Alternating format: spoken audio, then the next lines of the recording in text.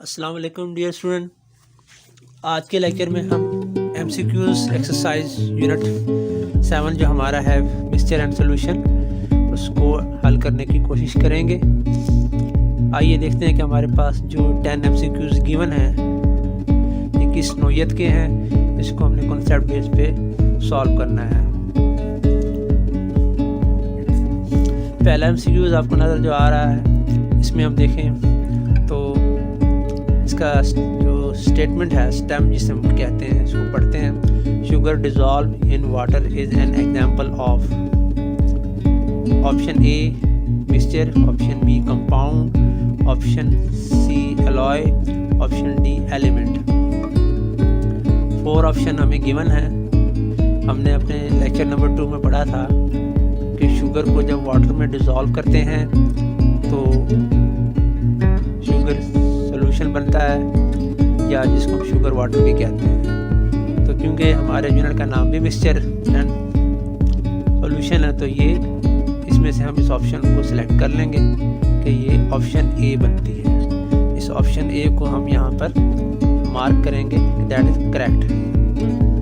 इस option A को mark करने के बाद हम क्वेश्चन नंबर 2 की तरफ जाते हैं। A bowl of Limca is an example of option A mixture, option B solution, option C compound, option D alloy.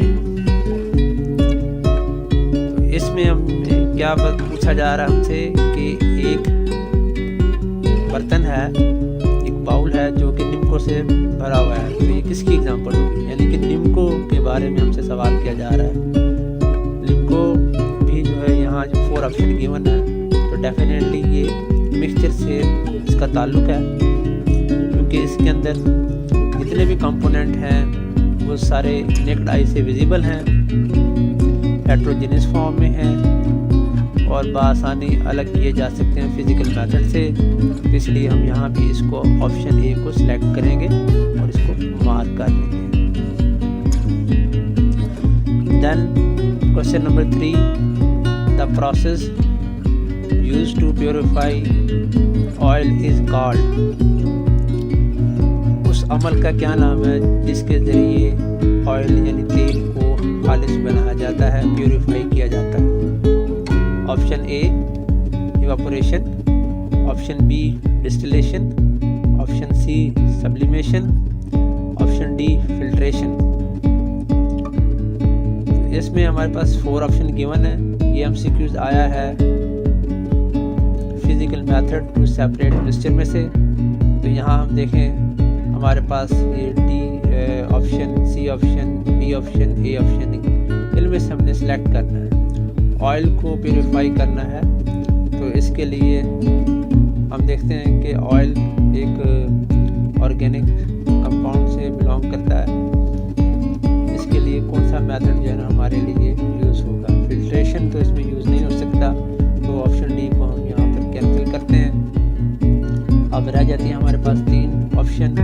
Evaporation, evaporation भी इसके लिए जो है वो सूटेबल नहीं है, तो ए और डी ऑप्शन को हम यहाँ रिजेक्ट कर देंगे। बी और सी में से हमने इंतखाब करना है कि कौन सी जो है ऑप्शन दुरुस्त है। Distillation and sublimation. सब्लिमेशन में ये होता है कि एक सब्सटेंस जो बुखारात बनने की अहलियत रखती है, सॉलिड से डायरेक्ट गैसेस फेज में जा सकती है, उसके लिए मेथड यूज़ होता है सब्लिमेशन का। और रह जाता है डिस्टिलेशन। तो इसमें फिर हम ऑप्शन बी को सिलेक्ट करते हैं कि that is the process used to purify oil.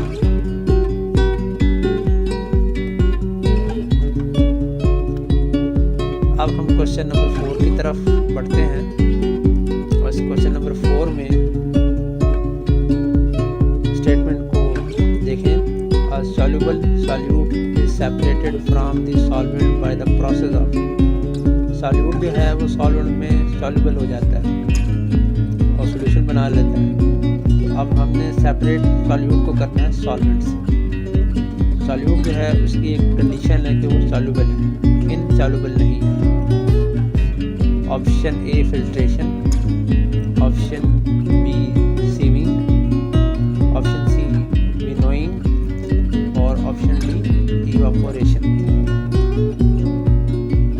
Student आप जानते हैं कि जैसे कि शुगर सोल्यूशन में और ख़ास तौर पर सॉल्ट सोल्यूशन तैयार करते वक्त सॉल्ट जब हम पानी में हल करते हैं वाटर में, तो salt, table salt, sodium chloride, वो सॉल्युबल सॉल्यूट है। जब इसको पानी में सॉल्वेंट में हल करते हैं तो सलाइन सोल्यूशन बन जाता है, नमक का महलूल बन जाता है। अब अगर हमने इसमें से नमक को अलग करना है तो एक सिंपल मेथड है इवापोरेशन, कि पानी बुखारात बन के उड़ जाएगा और पीछे जो है वो सॉल्यूट यानी कि साल्ट रह जाएगा। तो इसके लिए हम जो है यहाँ पर इवापोरेशन मेथड को सेलेक्ट करेंगे। Option D is correct in case of question number 4। अब आगे बढ़ते हैं तो इसमें हमें MCQs नंबर 5, जिसकी हमारे पास 4 ऑप्शन है, लेकिन ये ऑप्शन जो है सेंटेंस फॉर्म में है, वर्ड फॉर्म में नहीं है। तो इस सेंटेंसेस वाली ऑप्शन को भी हमें बहुत केयरफुली देखना है और इसमें से करेक्ट ऑप्शन को सिलेक्ट करना है। पहले हम MCQs को पढ़ लेते हैं, उसके बाद जो है ना यहाँ क्वेश्चन नंबर 5 की इन ऑप्शन पे गौर करेंगे और इसमें से करेक्ट ऑप्शन को सिलेक्ट करेंगे। Which of the following is the property of mixture? Mixture की कौन सी खूबी होती है इनमें से? Option A, the substance loss their original properties.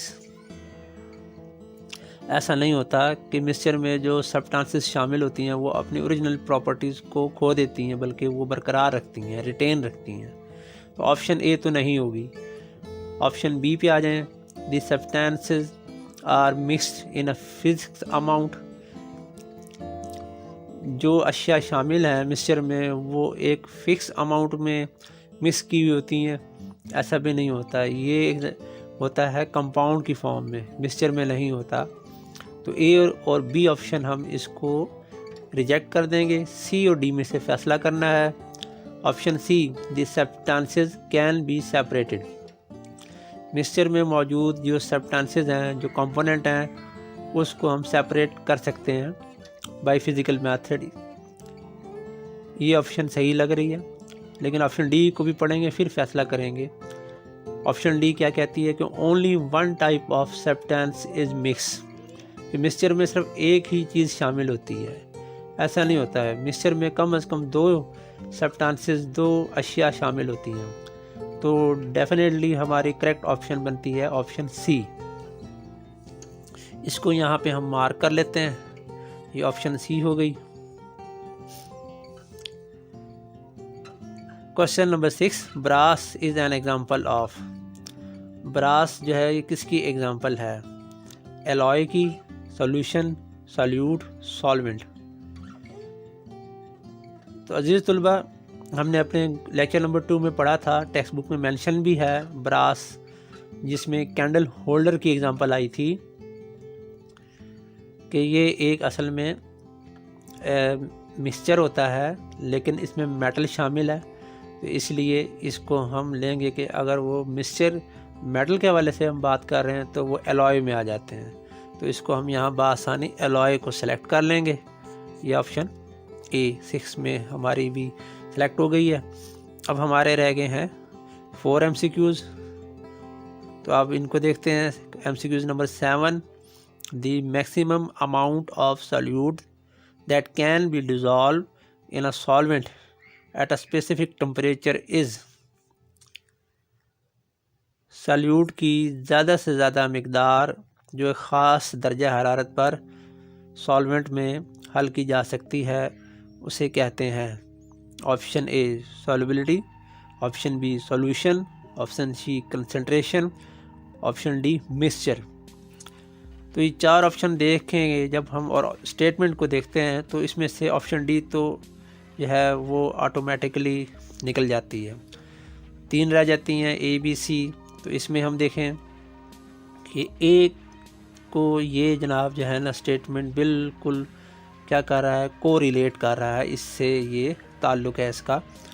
Solution के डेफिनेशन के मुताबिक नहीं बनती और कंसंट्रेशन के मुताबिक भी नहीं बनती। तो ये जो यहाँ पे क्वेश्चन नंबर 7 में स्टेटमेंट गिवन है, असल में ये डेफिनेशन है सॉल्युबिलिटी की। तो यहाँ पर हम इसको भी सिलेक्ट कर लेते हैं, ऑप्शन ए को। Question number 8. Dry ice is directly converted into gas is an example of. यहाँ मेथड के हमें दिए गए हैं 4 मेथड हैं, इसमें से करेक्ट मेथड हमने सेलेक्ट करना है।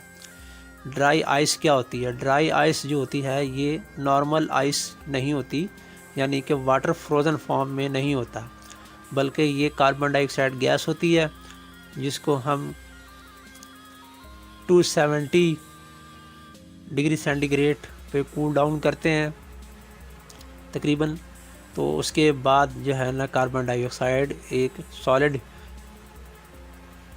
फॉर्म में आ जाती है, इसे कहते हैं ड्राई आइस। ड्राई आइस जो है ये फिर आइस के सब्स्टिट्यूट के तौर पे भी इस्तेमाल होती है। तो अब ये असल में कार्बन डाइऑक्साइड गैस है जो कि सॉलिडिफाइड है, जो ठोस शक्ल में मौजूद है। इसको हमने दोबारा नॉर्मल गैस फॉर्म में लाना है, तो इसके लिए जो मेथड यूज़ होगा तो ये मेथड हमने सेलेक्ट करना है। ऑप्शन ए सब्लिमेशन है। सब्लिमेशन की अगर हम डेफिनेशन याद है तो हम समझ जाएंगे कि सब्लिमेशन में असल में क्या प्रोसेस होता है। इसमें एक जो सॉलिड कंपाउंड होता है वो डायरेक्टली गैसियस स्टेट में तब्दील हो जाता है without going into liquid phase. Option B में फ़िल्ट्रेशन है, इसमें फ़िल्टर पेपर यूज़ होता है जिसके अंदर से इनसॉल्युबल जो सॉल्यूट होता है वो सॉल्वेंट से अलग किया जाता है। ऑप्शन सी इवापोरेशन है, इसमें हमने पढ़ा था साल्ट सॉल्यूशन में कि सॉल्युबल सॉल्यूट जो होता है वो सॉल्वेंट से अलग किया जाता है। और डी जो है डिस्टिलेशन है, इसके अंदर जो है दूसरे जो मतलब जो है ना मिक्सचर या सॉल्यूशन है जो होमोजेनियस फॉर्म में होते हैं उनको अलग किया जाता है डिस्टिलेशन मेथड के ज़रिए। तो इसमें से जो हमें बिल्कुल जो है ना रिलेटेड ऑप्शन लग रही है करेक्ट ऑप्शन, वो ऑप्शन ए लगती है। ऑप्शन ए करेक्ट, जिसमें ड्राई आइस जो है वो डायरेक्टली कन्वर्ट हो जाएगी इनटू गैसेस। ये जो वर्ड है डायरेक्टली, ये असल में जो है ना हमें हिंट दे रहा है कि हम सेलेक्ट किसको करेंगे, ऑप्शन ए को सिलेक्ट करेंगे। तो इस तरह हम इसको भी यहाँ मार्क कर देंगे option A. Question number 9, a mixture of salt and moth ball is separated by. ये एक मिक्सचर है जिसके अंदर टेबल साल्ट सोडियम क्लोराइड को लिया गया है और दूसरी तरफ एक कंपाउंड है that is called moth ball.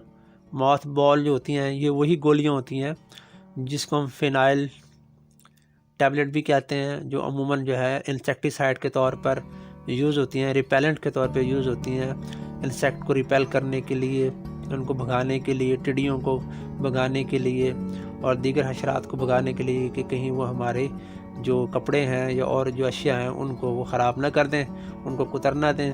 तो इसलिए इन दोनों का मिक्सचर है। सॉल्ट को अगर हम देखेंगे तो ये एक अमूमन inorganic compound table salt sodium chloride लिया गया है, जबकि मोथ बॉल जो है ये यहाँ पर नैफ्थलीन का डेरिवेटिव है, ऑर्गेनिक है। इन दोनों को जो है ना यहाँ मिक्स किया गया है, इसको सेपरेट करना है इसमें से। तो ये हमारे पास फिर दोबारा से 4 जो है ना ऑप्शन हैं जो कि असल में मेथड हैं सेपरेट करने के, सेपरेटिंग टेक्निक से लिए गए हैं। ऑप्शन ए इवेपोरेशन है, ऑप्शन बी सब्लिमेशन है, ऑप्शन सी यूजिंग मैग्नेट है और ऑप्शन डी डिस्टिलेशन है। ऑप्शन सी यूज़ नहीं हो सकती क्योंकि इसमें मैग्नेट का कोई रोल नहीं है कि मैग्नेट अट्रैक्ट करेगा सॉल्ट को या मोथ बॉल को। तो अब रह जाती हैं ए बी डी। ए इसलिए यूज़ नहीं हो सकती कि सॉल्ट भी सॉलिड फॉर्म में है और मोथ बॉल भी सॉलिड फॉर्म में है, तो इवेपोरेशन लिक्विड के लिए यूज़ होता है। ए और सी कैंसिल हो जाएंगी, बी डी में से हमने फैसला करना है कि इसमें से किसको सिलेक्ट करना है। डिस्टिलेशन के लिए ज़रूरी है कि जो सॉल्वेंट है वो लिक्विड फॉर्म में हो और उसमें सॉल्यूट जो है वो डिज़ोल्व होते हैं, तो ऑप्शन डी भी कैंसिल हो जाएगी। तो हमारे पास रह जाएगी ऑप्शन बी यानी कि सब्लिमेशन, जिसमें नैफ्थलीन डेरिवेटिव मोथ बॉल जो है वो अगर हम उसको हीट देंगे तो वो डायरेक्टली गैसेस फॉर्म में जा सकती है। ये तलबा हमारे पास लास्ट MCQs ये मौजूद है, इसको हम अटेम्प्ट करते हैं। इस तरह फिर हमारा MCQs का जो पोर्शन एक्सरसाइज का वो अख्ताम पजीर हो जाएगा। Which element constitute the major part of air. बहुत आसान MCQs है, लेक्चर नंबर 1 से इसका ताल्लुक है। जब हम कंपोजिशन ऑफ एयर पढ़ते हैं, हवा में सबसे ज़्यादा एलिमेंट कौन सा पाया जाता है? कौन सा एलिमेंट जो होता है हवा में एक बड़ा हिस्सा तश्कील देता है, कॉन्स्टिट्यूट करता है? Option A carbon, B hydrogen, C oxygen, D nitrogen. ये बिल्कुल सही आप सब ने जनाब जो है ना फौरी तौर पे ऑप्शन डी को सिलेक्ट किया है। ऑप्शन डी यानी कि नाइट्रोजन गैस 78% वो बनाती है हवा का। तो ये बहुत बड़ा मेजर इसका कॉन्स्टिट्यूट है, पार्ट है, जिसको हम यहाँ पे सिलेक्ट कर लेंगे। This is the option D. ये स्टूडेंट ये थे हमारे MCQs जिसको हमने यहाँ पे सिलेक्ट किया और इनको जनाब जो है ना अटेम्प्ट करने की कोशिश की है। इसको फिर एक बार हम जो है ना दीगर सोर्स से टैली करेंगे कि कहीं जनाब जो है ना इसमें से कोई भी किसी भी MCQs के हवाले से अगर थोड़ी बहुत कोई कन्फ्यूज़न रह गई है वो दूर हो सके। और हम फिर ऑप्शन बी की तरफ सेक्शन बी पे जाएंगे, जहाँ पे हमने करना ये होगा कि मैच दी कॉलम होगा, कि कॉलम को हमने मैच करना है। और फिर उसके बाद जो है ना हमारा एक्सरसाइज के रिमेनिंग पार्ट हैं, C short question, D long question और ई जो होता है वो CRQ होता है, कंस्ट्रक्टर रिस्पॉन्स क्वेश्चन के फॉर्म में होता है। तो उसको भी हम इस तरह स्टेप बाय स्टेप हल करेंगे। अपना ख्याल रखिएगा, मुझे दीजिए इजाज़त, अल्लाह हाफिज़।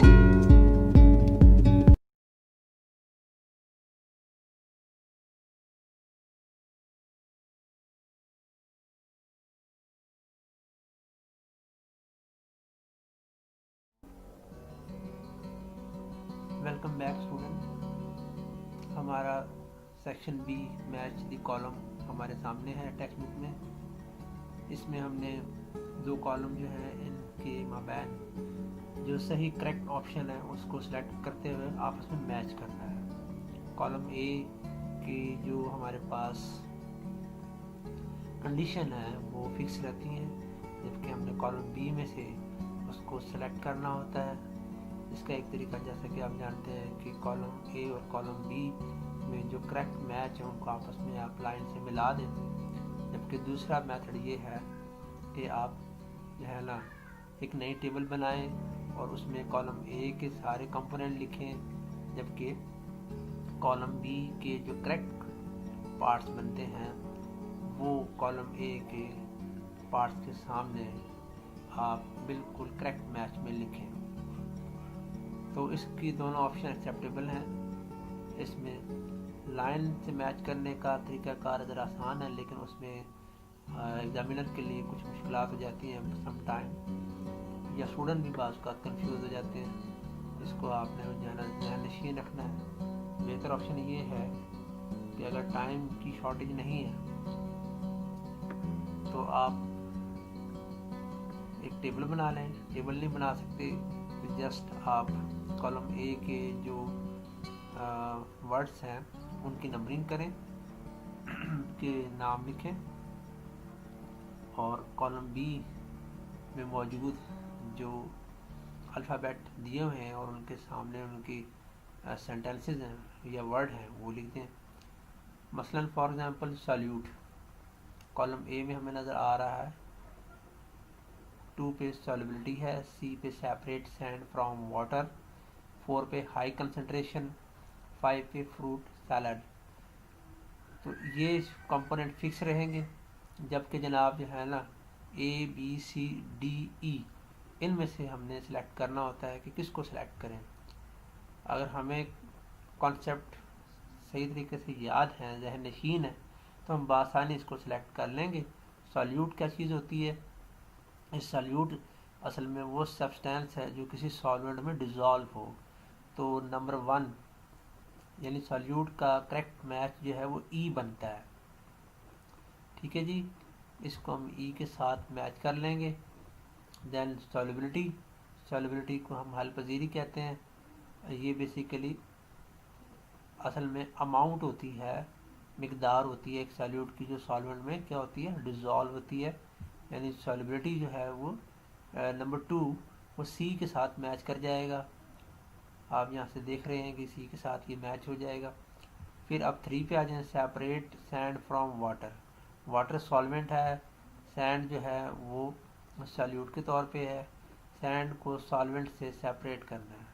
सैंड वैसे भी वाटर में जो है ना डिज़ोल्व नहीं होता, एक इनसॉल्युबल सॉल्यूट के तौर पे मौजूद होता है। तो इसका बआसानी तरीका ये है कि हम इसको फ़िल्टर पेपर के ज़रिए क्या कर लेंगे, सेपरेट कर लेंगे सैंड को वाटर से। और मेथड जो होता है वो कहलाता है फिल्ट्रेशन। जो फिल्ट्रेशन यानी कि 3 को बी के साथ मैच कर देंगे। फिर स्टूडेंट आप आ जाएं नंबर 4 पे, कॉलम ए में। तो ये है जी हाई कंसंट्रेशन। किसी भी चीज़ की ज़्यादा मिकदार किसी हवाले से भी हो, सॉल्वेंट में हो या जनाब जो है वो एक नेचुरल कंडीशन में मेंशन किया गया हो, तो हाई कंसंट्रेशन का मतलब है ज़्यादा मिकदार किसकी, सॉल्यूट की। तो इसमें जनाब जो है ना उसको हम नंबर 4 को मैच करेंगे कॉलम बी में से किसके साथ, ए के साथ, यानी मोर अमाउंट ऑफ सॉल्यूट। फिर हमारे पास कॉलम ए में लास्ट रह गया फ्रूट सैलड, यानी कि फ्रूट सलाद। तो इसको जो है ना वो एक हमारे पास जो ऑप्शन बच गई है 5 के लिए, वो बची है डी। 5 को हम डी के साथ मैच कर देंगे। तो जनाब ये हमारा जो है ना कॉलम मैचिंग का जो सेक्शन है वो हो गया कंप्लीट। तो हम इसको अब जो है ना वो दूसरे एंगल से देख लेते हैं कि ये जैसे कि मैंने आपके सामने इस नोट्स में आप देखें तो यहाँ पर इसको जो है ना मेंशन किया हुआ है, जहाँ पर आप देख रहे हैं कि ये कॉलम दी मैचिंग में आप इसमें देखें कॉलम ए की जो हमारे पास टर्म थी उसी तरह ही है, जबकि जनाब कॉलम बी में से हमने क्या किया कि करेक्ट कॉलम मैच को सिलेक्ट कर लिया। Solute substance dissolve in solvent, solubility क्या जी, amount of solute dissolve in a solvent. 3 separated sand from water, तो इसके लिए जो मेथड यूज़ होता है फिल्ट्रेशन होता है। 4 high concentration, more amount of solute को कहते हैं जो सॉल्वेंट में डिज़ोल्व होती है। और फ्रूट सैलड जो है उसके सामने ऑप्शन डी बची है, हेट्रोजेनियस मिक्सचर, यानी कि ऐसा मिक्सचर जो कि हेट्रोजेनियस है, जिसके कंपोनेंट नेक्ड आई से, आम आंख से आसानी देखे जा सकते हैं, विजिबल है, उसे हम कहते हैं हेट्रोजेनियस मिक्सचर, यानी कि गैर हमजिन्स आमेज़ा। तो स्टूडेंट ये था हमारा कॉलम मैचिंग, जो हमने यहाँ से भी इसको प्रूव कर लिया। इंशाल्लाह नेक्स्ट लेक्चर में हम अपने शॉर्ट क्वेश्चन को अटैम्प्ट करने की जो है ना तैयारी करेंगे। तो उस वक्त तक के दीजिए मुझे इजाज़त। आपने अपने होमवर्क को अपनी नोटबुक पे बाकायदगी से कर लेना है। फिर आपसे मुलाकात होगी नेक्स्ट लेक्चर में। अपना ख्याल रखिएगा। अल्लाह हाफिज़।